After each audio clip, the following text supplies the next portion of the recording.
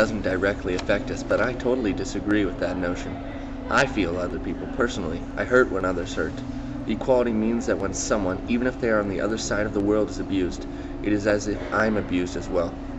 Why do we deserve the comfort of that our lives allow us? What did we really do better than the people in Darfur? They have gone through more than we could ever imagine.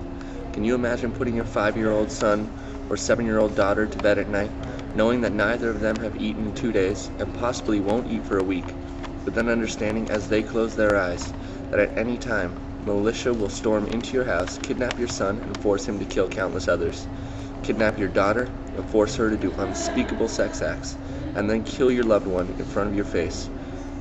And as they leave, they laugh and sing how much you wanted this to happen. Can you even begin to understand this? Because that is what the people of Darfur are dealing with right now. We have an opportunity. We can choose to help humanity in any way we can. We can choose to try to understand how terrible this event must be, or we can ignore this genocide and just go on living the lives we do now. I can only hope we as humans, a family of ideas, can join together and say that we will not allow another Holocaust to happen in our lifetimes, that we will do everything in our power, whatever that may be, to educate, to learn, to help, and to stop the destruction of human creativity that is taking place in Africa right now and all over the world. I say this with a heavy heart.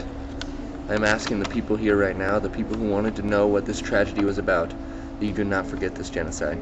Teach your students, your friends, your family, and yourself just how important it is to stand up for humanity. Please, please help to stop the extinction of ideas.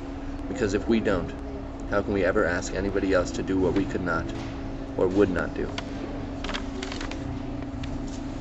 That's something I wrote last night, just thinking about this. And this is a poem that goes along. It's called Mental Flight. It's by Ben Okri, and he's from Nigeria. What will we choose? Will we allow ourselves to descend into a universal chaos and darkness? A world without hope, without wholeness, without moorings, without light, without possibility for mental flight? A world breeding mass murderers, energy vampires, serial killers, with minds pining in anomie and amorality, with murder, rape, genocide as normality?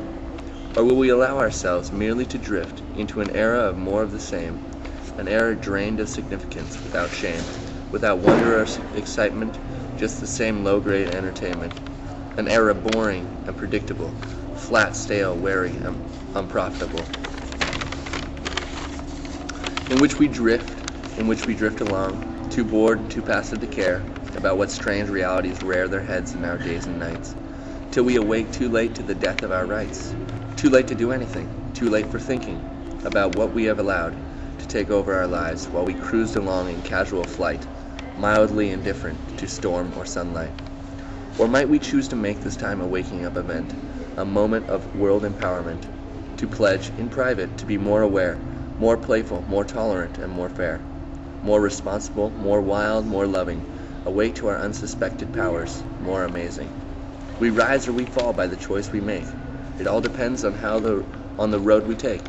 And the choice and the road each depend on the light that we have, the light that we bend, on the light we use or refuse, on the lies we live by, and from which we die. So that last poem was somebody who's in a country that's suffering a lot of the similar atrocities. Yeah, there's a lot of strife going all over, over some countries in Africa. You can't characterize the whole African continent as disordered, because there are a lot of bordered areas, but some places, and whether or not it'd be just like if you were to see atrocities happening in Canada, they're their neighbors.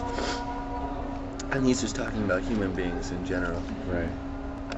So it's very powerful. Mm-hmm. Well, I thank you for reading that. And you're a student here at Cardinal Stritch, right? Yep.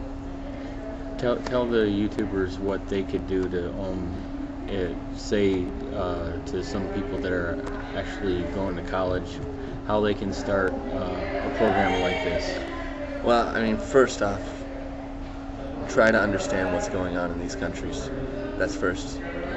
Then try to understand why this is important. You cannot know yourself unless You cannot know others unless you know who you are and why these things really should affect you, or do not. And then just start rallying around and talking with people. If you get people to start to think about helping others or running a program to try to raise money and awareness about Darfur like we did, you'll start to get a following of people who are actually thinking about the importance and the goodness behind this. So really, it's just about teaching others and explaining. Instead of having a conversation about television, have one about Darfur, basically. All right. Thank you very much. Yeah.